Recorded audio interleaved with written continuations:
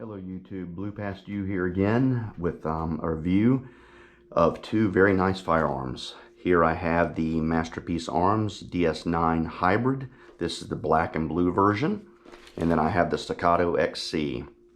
Interesting story about these firearms. I actually went to purchase one of these XCs soon after they came out, and they were pretty much sold out everywhere, but I found a gun store about an hour and a half away and went to purchase this, and I walked in and tried everything out and really was surprised and amazed by the smoothness of the slide and the trigger as well. But I made a little mistake. When they walked in the back to get the back and magazines, I walked around the rest of their store and I saw about 6 or 7 of these guys. I ended up walking away with this firearm right here. I'll explain in this video the reason for my purchase and picking this gun over this gun. But let's go over the features of each of them real quick. As we look over the grips between the two, there's things I like about each grip. This one is definitely a grippier grip than what we have on the XC. However, I do like the size of the grip. It fits better in my hand. It just does not appear to be as wide as the grip here, whether that's the case or not. When you look at the firearm, they are very similar in size. This has the XC has a little bit of a lower profile. When you go over the fit between the two, all of the action here may be seeming smoother, and I think a lot of that may have to do with a 7-pound recoil spring. It just doesn't have the smoothness. You can even hear the difference between the two. Interesting fact about this gun, it did have issues when I first got it. This is considered really one of the lower serial numbers of the firearm. It's under 700, I will say that, in the serial number. But when I got it to the range and started shooting it, it was an automatic. May sound fun, but that's only fun in Call of Duty or if you're expecting it in an outdoor range. In an indoor range, it was not too exciting. Sent it back off to them. They did a bunch of upgrades. At one time when these guns first came out, they had a pretty poor grip. They had almost reverse golf ball dimples, and so it was just very smooth. They literally replaced everything on this gun except probably the frame and the slide, but everything else got replaced in this gun and came back to me very nice, and I've had no issues since.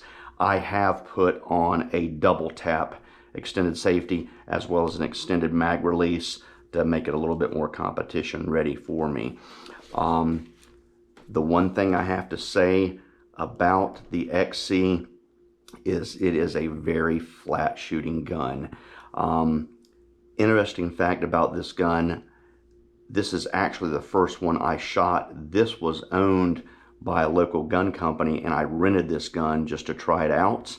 I think I actually forgot my gun one day in the gun bag, and I had to have something there, and ended up renting this gun. This gun wouldn't fire anything. You have to understand this was a rental with thousands upon thousands of rounds in it. You can see the wear on a lot of areas of this gun. Was not very well taken care of. The sights are off. This gun is shooting left for everybody that shoots it. You will see that in the shooting comparison video. But this gun wouldn't even fire factory ammo, and it was just so dry and dirty and had not been taken care of by the range. I dropped a little oil on it and then had no issue, and it even shot my reloads. From day one, reloads were able to be fired in this gun as well. Very impressed with that. And a lot of that goes with the fit and finish that you have.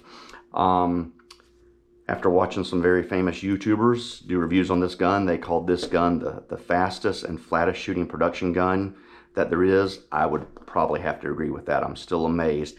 Even though this gun weighs about 6 or 7 ounces lighter than this gun, it feels way lighter than the Masterpiece Arms. But the Masterpiece Arms, being an all steel gun or metal gun, if we're going to say it that way, it just seems more solid. At the time, I just could not see forking out the additional money to get this gun when this just seemed like a true 2011 type that are all parts will interchange. Not saying that all parts will not interchange on this as well. Just seems like it would be a little bit easier to do in this gun.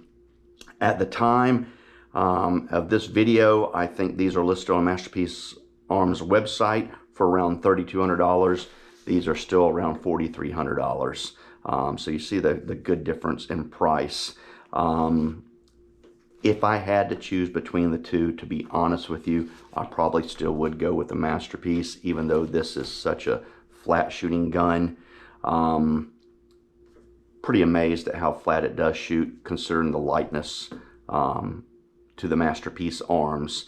Looking over here real quick at the trigger weights.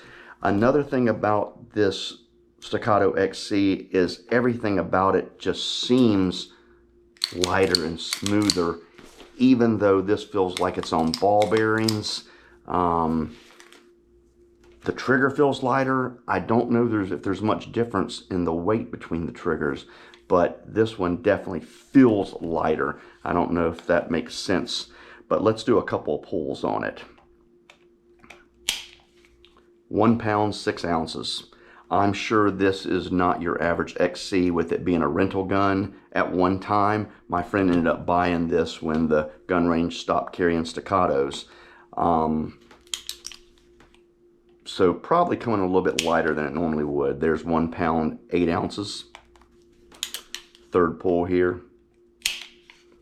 1 pound, 1 ounce. So a 3 pull average of 1 pound, 7 ounces. Let's go into the Masterpiece Arms. I do like also how the grip safety is not pinned, or it is pinned, excuse me. 2 pounds, 4 ounces.